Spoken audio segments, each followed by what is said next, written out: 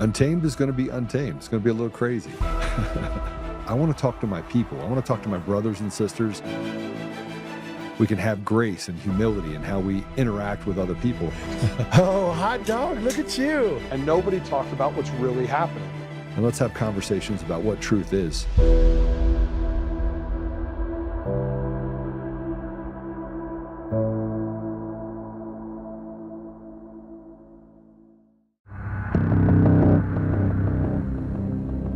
The Clinton Foundation, Apax Partners, the Islamic Circle of North America, Osama bin Laden, Grameen America, Shore Bank. While all of these might seem as if they're random, unconnected entities, what if in fact they were all connected?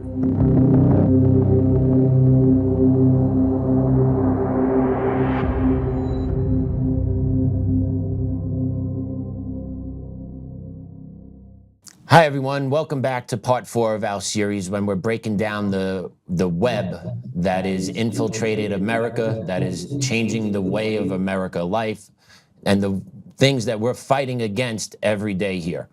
And people talk about who's operating in the shadows, who's controlling the narratives, right? Who are the puppeteers?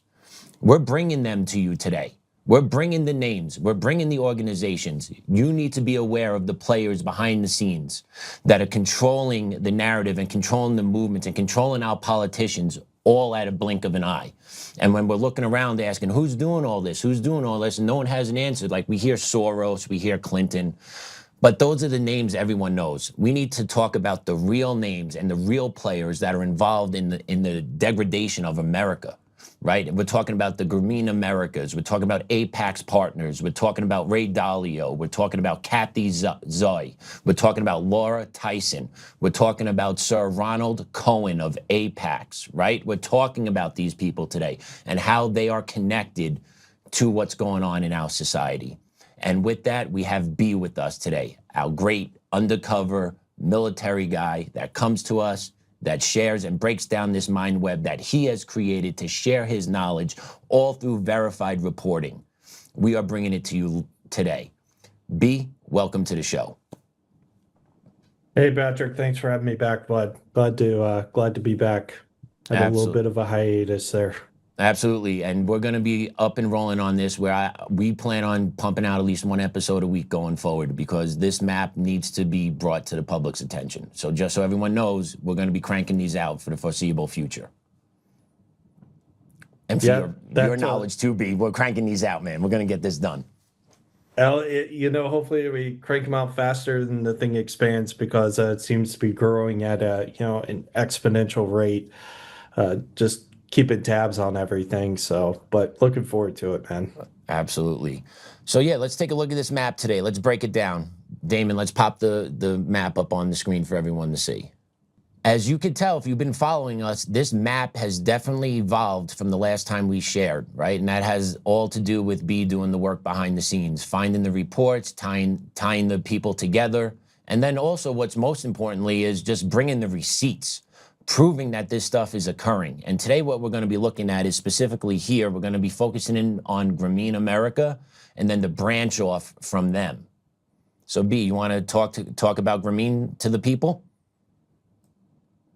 Yeah, sure, absolutely. So Grameen America is the US-based not-for-profit microfinancing institute, which was created out of Grameen Bank, which is a bank which was created for microfinancing purposes by a man named Muhammad Yunus, who's now the interim leader, at least for the next few weeks, of Bangladesh.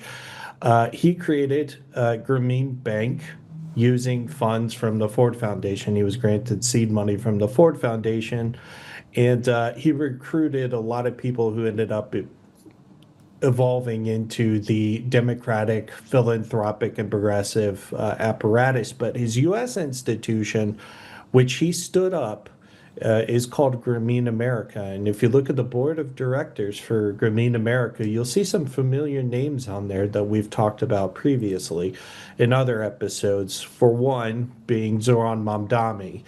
His father is on the board of directors. for Grameen America. So really, when you look at this, you're able to connect, what might seem like two obscure entities, this Bangladeshi, politician right now, and this US-based not-for-profit microfinancing institute. But they're very much connected at the hip. And if you know anything about Bengali politics, Muhammad Yunus took over in Bangladesh last year. He cooed out the Awami League and Sheikh Hasina alongside the Jamaat-e-Islami, which is a very radical Islamist element we've talked about, probably ad nauseum at this point on the broadcast. So that's who he works with. You are the company you keep. So it's good that we keep up, keep the light on these networks and evaluate the relationship science behind there. But yeah, that's what we're looking at, man. All well said. And if the viewers want to take just a look at the map and just take a moment to digest how these entities are all connected through Grameen Bank, right? I'm hovering on Grameen Bank now, and if you look down to the south, you see Muhammad Yunus, and you see how he's tied to Isabel Maxwell. But if you work your way up, right, Grameen Bank, you have look at the offshoots here: Hillary Clinton, Clinton Foundation, Ford Foundation, right? But we're going up here to Grameen America. And then we're going to focus in on a lot of players today. But these are not isolated. They work in unison, do they not? They're all tied together by one or two webs that allow for a major push, either culturally or politically, in America. Oh, correct. Absolutely. And, you couldn't have said it better yourself, but I couldn't have said it better myself. Sorry. I think the very last slide that we're going to be presenting on this will really kind of drive it home and highlight how interconnected all this is.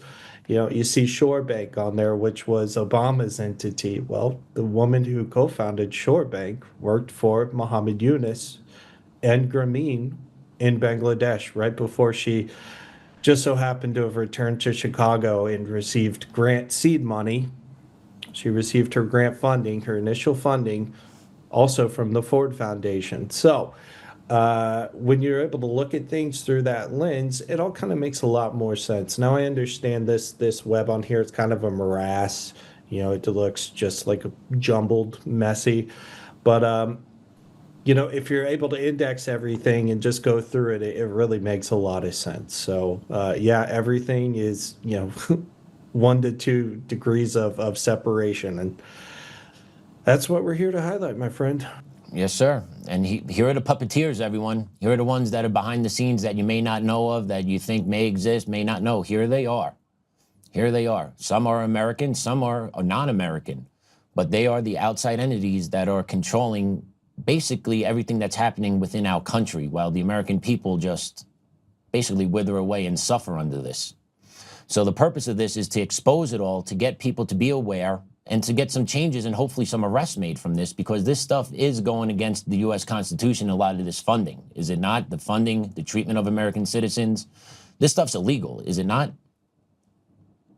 Well, it depends on where you're at, what they're doing, and if a judge is willing to enforce it. A lot of these entities, as we're going to see one entity in particular, Apax Partners, which we're going to get into, they are kind of at the crux of a lot of this, but they're actually primarily a UK-based private equity firm. Now, as a matter of fact, APAX stands for Alan Patrikoff Associates, and the X stands for International. They were the very first firm, so they were stood up in the late 60s and early 70s, depending on which time frame you're looking at, in the U.S. by a Hillary Clinton financier. He served in Obama's administration as well. His name was Alan Patrikoff.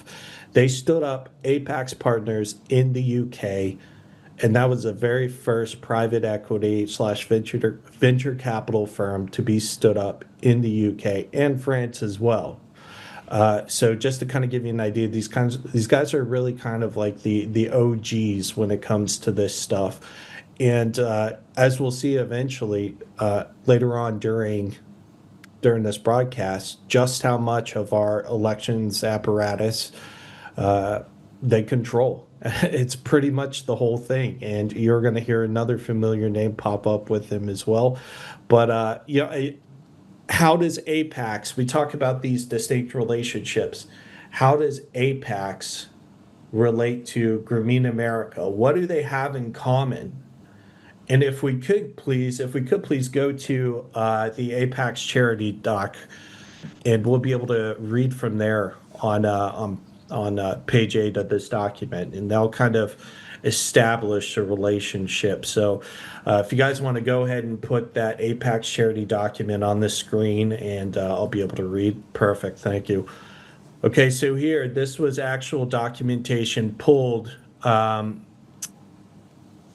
the Companies House archives from the United Kingdom, because again, Apax Foundation primarily operates in the UK now. That's really kind of where the hub of like their business is, even though they were created in the US. So, start right here.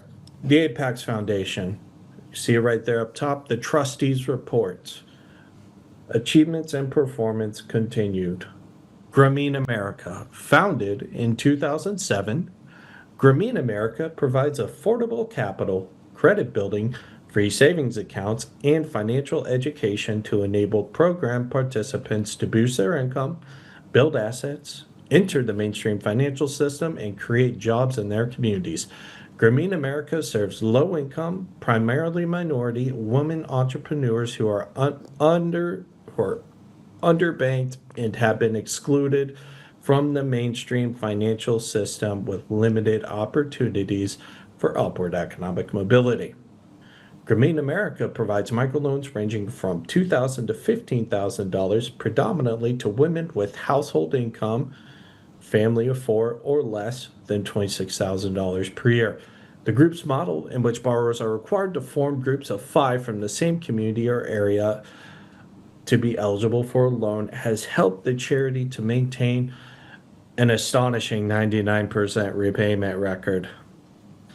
In turn, the high loan repayment rate helps the women to obtain a good credit score and thus access to mainstream finance. The loans are used by borrowers to start home-based businesses ranging from catering, food trucks, to retail jewelry. The typical end use is to buy inventory or equipment. The Apax Foundation has supported Grameen America since 2009. A senior member of the Apax Partners team serves on Grameen America's National Advisory Board. So, just to give you a little bit of background about Grameen America and what they do, what they specialize in, these things called microfinancing. Oh, by the way, you should see what Jeffrey Epstein's comments on microfinancing are, and his regards to on Soros in that regard. But this just shows how interconnected these two entities actually are. So you have a member of the Apax Partners team who serves on Grameen America's advisory board, and we can actually see in the network on this web who some of those people are. So if we go back specifically, we'll see one name in particular associated with Apax Partners. That is John Megrue. So if we go back to the web and we pull that up, we can see John Megrue and just a little bit of information about Megrue. There's his connection on the map for everyone to see. Co-chairman, board of directors, John Megrue, CEO, director, Grameen America. Can we pop a picture of him up too, Damon, so people could see who John Megrue is? There he is, gentlemen and ladies. There is one person. There's one of our puppeteers behind the scenes. So you get a picture and a name with a face now. Yeah, and you'll also notice that he is partners with Ray Dalio over at Bridgewater Associates. And Ray Dalio himself is also affiliated very closely with Grameen America as well. He's actually a listed partner on there. If you go onto Ray Dalio's node, you'll see that there's a photo of him, a photo on there, which has an arrow pointing to his name. And these are, this was taken actually from Grameen America documentation. And, if you click on the link there, you'll be able to see, it also mentions Dalio being there as well on the link. So Dalio, these here are it is. Right, I'm sorry, it's right here in the article. Hillary Clinton announces Grameen America's commitment to invest $50 million in Harlem. And then Grameen will partner with city community developer, the Upper Manhattan Empowerment Zone, and the Dalio Foundation to launch the new initiative. Grameen America believes in women as the engines of local economies. And if you look at the photo, you'll see Hillary Clinton right next to Muhammad Yunus. Muhammad Yunus is obviously to the right of her. The woman on the left is Andrea Young, who's the CEO of Grameen America. But Hillary Clinton and Muhammad Yunus have a very long-standing relationship. They were introduced together back in the 80s by Hillary Clinton's former roommate. Back when Bill Clinton was still governor of Arkansas, they were introduced via Jan Piercy, who again was Hillary Clinton's roommate, but she also serves on the board of Shorebank. She's an executive director of that place called Shorebank. So, but we'll get to Shorebank another day. Let's keep on with the the beaten path for today. So yeah, that's just to give you an idea about Grameen and their affiliations with Dalio and Megrue and Grameen America, and Hillary Clinton as well. But if we go specifically in a little bit further into Grameen, we can see that she actually has some very close people related to Hillary Clinton within her camp. And that's one of those people is Cathay Zoi. She was from the Clinton White House, and she was also in their EPA. She was actually the director of the Energy Star program. If you guys want to navigate this map a little bit better, you could just go up to the top left, right next to the GC, and click the magnifying glass and be able to query something specifically from there if you're looking for a specific point of reference. In this case, Cathay Zoi. But if you actually click on her node, you will see that it takes you to her page for Apax Partners. So you can read all about her and her affiliation with not only a Clinton network, but with Clinton administration, but also with the Obama administration, wherein she served as well. So that's Cathay Zoi, and there's also over here Miss Laura D. Tyson. If we look at there, we can also see her. She was also part of the Clinton White House as well. She was actually on the board of the Clinton administration. She was actually serving on one of the executive committees. So. Yeah, again, these people are all very intimately tied into the Democrat apparatus, but they're also the ones who are really funding a lot of these mechanisms that we're seeing. And again, the core node in all of this now between Grameen and the Democrats is Apax Partners. Now, Apax Partners, again, as I told you guys about, was created by Alan Patrikoff, right? So he had actually relied on two other guys to extend it overseas. Again, I told you it's the first PE firm in the UK and France. So the man who stood up Apax in the UK alongside Alan Patrikoff was a man by the name of Sir Ronald Cohen. Now, if we go into the map and we actually query his name, we'll see that he actually has quite a few interesting different connections, whether it be the Bridge Fund or Partners Capital. Partners Capital is actually a firm he had established alongside of Sir Jacob Rothschild. So, again, if we go back into the main map, and we click on the node, we'll be able to see a little bit of his background. So if you're looking at this, you can see it says, quote, even so, many of those who attended the annual summit of the Global Steering Group for Impact Investing in Delhi in 2016 just have been stunned to hear the language used by former refugee turned multimillionaire investor Sir Ronald Cohen. Comrades, he began, albeit with a tongue firmly in cheek, it's clear that capitalism in its present form has fundamental flaws. It's not delivering on its promise to share prosperity and to bring social progress for all. End quote. That was a direct quote from Sir Ronald Cohen, who is an Egyptian-born UK citizen who is heavily invested also into things like the Portland Trust, which is a Palestinian redevelopment project. That's going into a whole other argument regarding Palestinian redevelopment and what's happening in that regard. But his other work in Apax has been largely based around social justice initiatives and just basically the progressive agenda, right? You heard him. He's very Keynesian in his economic philosophy. You hear him. He said comrades. He said that as tongue in cheek, but if you read some of his other literature and comments, you'll see that he very much has Marxist tendencies. So again, they're using the same method. The Marxists use.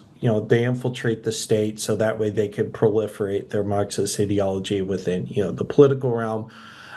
They do the same thing with economics. They have infiltrated the economic realm, the capitalist realm, so to speak, and they use that to subvert it from within and proliferate, this subversive ideology throughout. And that's why we're seeing a lot of these pushes towards things like ESG and the global steering group, which he actually pioneers, and the Bridges Fund, which is another Palestinian redevelopment initiative, and Partners Capital, which he established alongside, again, as I alluded to, Sir Jacob Rothschild. So he's a very prominent individual. But most of your viewers have probably never heard of him. So, with that, we can just go ahead and move into. I think we've kind of established that relationship between Apax and Grameen now. But if we can pivot back a little bit to the Ford Foundation and kind of we'll be able to get a little bit more into it from that. Because again, the impetus really for a lot of this is the Ford Foundation. Now they don't have a lot of connections on here, but they do have the ones which they do have are indeed quite relevant, quite prominent. You'll see the director of the Ford Foundation PIDE program was a man named Nurul Islam. Nurul Islam was actually one of the leading figures of the Jamaat-e-Islami movement. And again, that's going back into some of the other conversations we've had previously about this. But Ford Foundation was also pivotal in the fact that they granted the seed funding to Grameen Bank. So if you look at Muhammad Yunus's public testimony, he'll say that he started it, from scratch, that he never got anything from it. But if you actually go in to the Ford Foundation's archives, as you can see on here, if you click this link, it will bring up that whole brochure. If you guys want to go review it for yourself in the future, you can. Or there you go, if you want to go ahead and bring it up right now. I think we got some time. But if you scroll down here, it gives you a timeline of their whole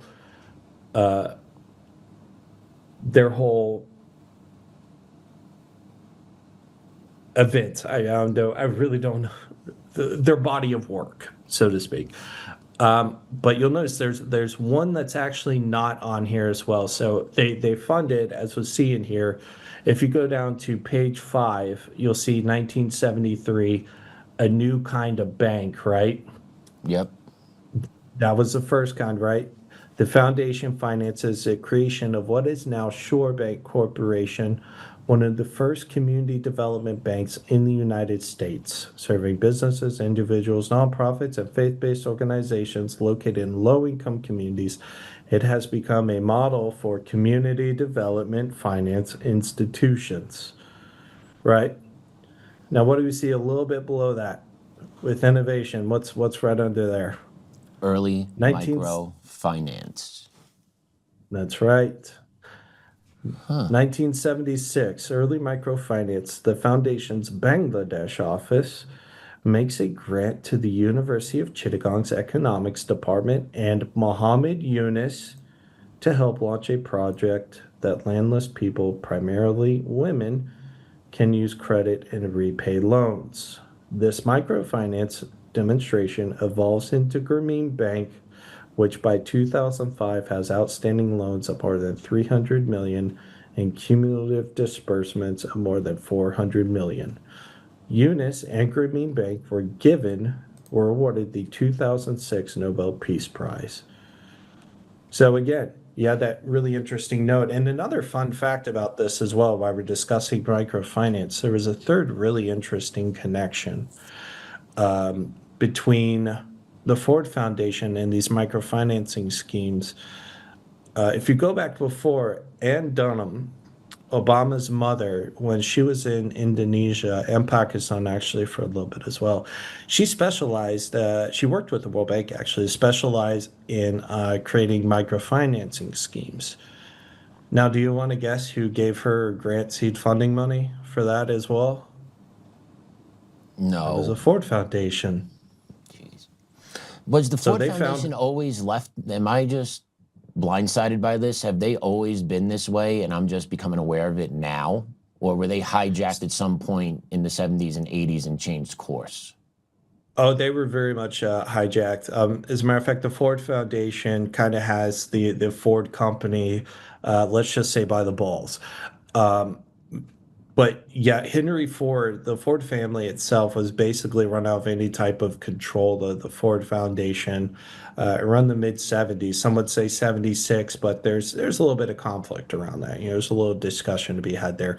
But basically, the Ford Motor Company has no control now over the Ford Foundation. Instead, has to continuously fund it until the charter runs out, which they keep. They're going to keep changing it. So that's who's funding this. And it's purposeful keeping the name Ford Foundation because it keeps the people oblivious to what it's actually doing, because people believe it's tied to the Ford Card Company and then pro-America, right? All that stuff. So people don't even look at it anymore. Am I right and with it's that? really kind of Oh yeah, absolutely. It's kind of a representation of the subversion going on within the culture war itself. But it's really interesting to see all this stuff coming out now about Ford Foundation and what they're financing. But when you look at who was actually running the Ford Foundation, then it was a guy named McGeorge Bundy, who was basically the most rabid pro-Vietnam guy you could imagine out there. And when I say people need to understand that the Communist Party within the USA had infiltrated the U.S. intelligence agencies long before, and they did proactively fight against the Soviets. The Communist Party in the USA, they worked with the Soviets to an extent. You could just ask Jamie Raskin's father, Marcus Raskin. Whole nother story. Unreal. But unreal. But there were radical elements like James Angleton, who was also thrown out too, because he was very extremely lefty. Like George Bundy was considered, rogue in some regards. So what does he do? He goes then and takes over the Ford Foundation, and this is what we get now. We get this soft power policy of an eternal cycle of coup d'états worldwide. So. Yeah, it's really interesting. And again, these people all act within like this same network. Like for example, getting back on to Apax, Patricia Clarity, if we want to go ahead and bring her up and go there as well. I think we've discussed the Ford Foundation ad nauseum at this point. So if we go over here, we could actually see Patricia Clarity. And who was that? Well, Patricia Clarity was actually one of the co-founder of Apax Partners. As a matter of fact, yes, that's her. She was the very first junior partner ever hired by Alan Patrikoff. and she was tapped by Clinton directly to lead the U.S. Russia Investment Fund. Now, why is that interesting? Why does that matter? Well, it just goes to show that relationship as well. And again, I implore you guys, click on these links and read about these people. She could tell you everything about it just from this one article alone. And again, when these people talk, listen to what they're saying. Okay, so again, this talks about 1969 Apax Partners, but beginning in 2005. So if we go all the way back to the Clinton administration in 1993 and 1984, they pushed legislation through for what was called the U.S. Russia Investment Fund. And what this did was it was basically a fund used to push private equity, push private business back into the post-Soviet economy. So what ended up happening was, in the Nation did a really good article on this. You can say what you want about their political inclinations, but they did a really good article called "The Harvard Boys Do Russia," and it discusses this very thing. And when you contrast that today, when with what's going on with this whole Russiagate, Trump's a Russia puppet thing, you really kind of see the hypocrisy. As a matter of fact, you look one article in here, quote, Clarity should know what works in Russia. She has been investing in the country since 1994 when U.S. President Bill Clinton asked her to come along on a trip to visit Boris Yeltsin. And then it talks about how this whole thing basically was born from that. And nowadays it's actually called Delta Private Equity. And it's really in control of Russia's direct investment fund and their sovereign wealth fund. So Russia's main source of sovereign, institutional wealth is actually still controlled by people like Leon Black and Schwartzman and a couple others. So it kind of makes you wonder what's really going on behind the scenes with this whole Russia-Ukraine thing, at least in my mind. But maybe I'm being conspiratorial. But yes, so that is that's Patricia Clarity. But there's another interesting aspect to that as well, because Shorebank simultaneously was also tasked with creating another Russia small bank investment fund. And that's kind of that whole web is just going to be something else entirely to dissect at a future date. But just this kind of gives you an idea. We're talking about Russia post-Soviet reinvestment. We're talking about, this guy, prime minister over, interim chief advisor is what they call him in Bangladesh. And how does it connect to all these not-for-profit institutes which operate almost with impunity in the U.S.? Yeah, but people rarely hear about them. They know how the system works, and they're fully taken advantage of it. They understand these NGOs and all these nonprofits get government money with no government checks, and they're just basically given carte blanche to go do whatever they're doing. And this is the result of a lot of it. And we see what happened in Minnesota with the Somali fraud. I know it's not tied into the map directly, but it's the same concept where the government's not overseeing what's actually happening within their own borders, which leads to what's going on. Either they willfully turn the blind eye to what's happening because they're getting their back scratched and they're getting kickbacks from it, or they're just willfully ignorant. Yeah, absolutely. I couldn't agree. I couldn't agree with you more. And really, the reason this is allowed to happen is because they have such an intimate relationship with the political realm. But that doesn't happen organically. These people are placed. And you begin to see this when you actually, again, do what I've done here and map all this out. One key node would be Ron Klain and Skoll Center. So Ron Klain is actually the connecting factor between a lot of these different institutions. He's a member of Skoll Center, which is also very closely partnered with Apax Partners. But Ron Klain, if you look at some of his other body of work, and Skoll Center was created by the founder of eBay, Jeff Skoll.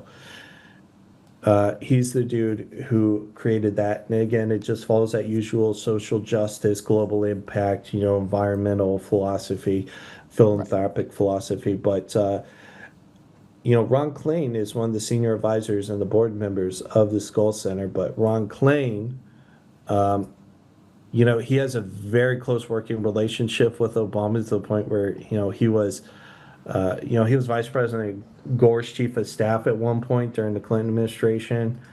And, he was Biden's chief of staff. And I mean, he was Obama's Ebola czar. Yeah, he's right. He's considered, again, the external threat advisor to the Skoll Foundation, chairman of the advisory boards for Higher Ground Labs. Now, when we get to Higher Ground Labs, I can then bring it back to what we talked about at the onset of the show and how they're involved in our voting and fundraising and politically activist organizations. Sorry, I'm having a little bit of trouble talking today. Tongue's a little tied. But if we go into Higher Ground Labs, we'll be able to really kind of see just how these guys kind of mesh in, and they do work in concert a lot with Apax Partners. As a matter of fact, they share a lot of intersection, and I'll lead off with this Politico article discussing Higher Ground Labs. Quote, fearing a tech deficit, a trio of leading Democrat operatives is set to unveil a new organization Monday, which will push their party to focus on building political technology that's not just centered on presidential campaigns. The initiative, named Higher Ground Labs, intends to provide fellowships for up-and-coming progressive political tech entrepreneurs and to invest in young projects that can help benefit down-ballot Democratic candidates as well as presidential ones. The group will be led by former President Barack Obama's 2012 online organizing director, Betsy Hoover, private equity executive and former Obama White House Special Assistant Shomik Dutta, and Obama White House Deputy Chief Technology Officer Andrew McLaughlin, a former top official at tech companies such as Google and Tumblr. Higher Ground Labs says it's already brought in its first $1 million in commitments. End quote. So that's just to kind of give you an idea of how they're building into this progressive tech apparatus. And when you look at what Higher Grounds has actually produced, if you want to, Mr. Producer, go and throw up that Higher Ground Labs snapshot, and we can really begin to see a lot of this. So this was actually a document produced in 2022 by Higher Ground Labs.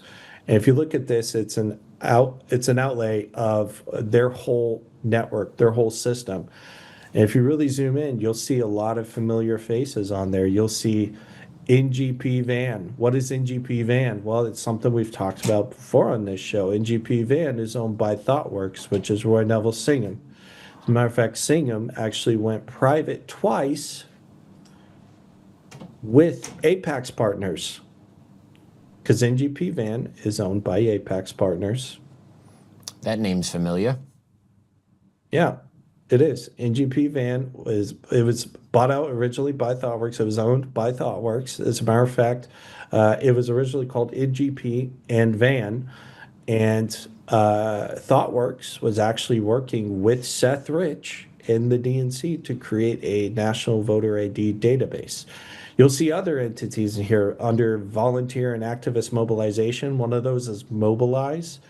Mobilize is also owned by Apax Partners. As a matter of fact, if you were to overlay this with their portfolio of Apax Partners, you would see that there's probably a lot of very close connections. Probably over 75% of this map has no more than a second-degree connection to Apax Partners. And that's all by design. You'll see over here donation portals, Bonterra, NGP Van, Engaging Networks, Goodstock, Act Blue. Yep. Act Blue.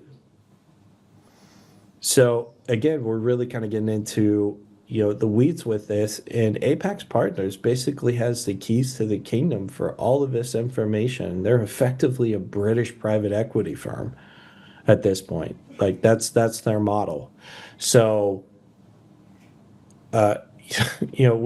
we've got to do a lot to be able to get these guys out of it. But this is where the bread's being buttered here for people who are focusing on election integrity and voter initiatives, as well as going after again the Somali fraud. Because look at this: these donation portals, these third-party payment systems. Apax Partners, throughout their whole portfolio, controls the third-party payment processes for over 650,000 NGOs. They control background checks through their portfolio for companies which conduct over 10 billion background checks a year. So they're getting all that information. They're accruing all of it. They have access to all of it. So they know how to create it. They know how to fake it because they're the ones who are authenticating it. You know what I mean? Wow. Yeah, I do. Unfortunately, yes, I do. In 2026, unfortunately, yes, I do. I completely understand. Now, hopefully, our viewers can start to digest this and understand as well just how massive and comprehensive this is. Nothing's done by accident. Everything's done by design. And here we are. Hopefully, you guys are learning something from today's show. Hopefully, you'll watch today's show. Hopefully, you ask questions from today's show. Hopefully, you tune in for our next episode, because we're going to keep unpacking these things and bringing it to you here so that you're informed and then take it from there. But you can't do anything if you don't know anything first. So that's why we're here today. B, thanks so much for dropping this on us. Great episode today. Hey, awesome, man. Appreciate it, brother.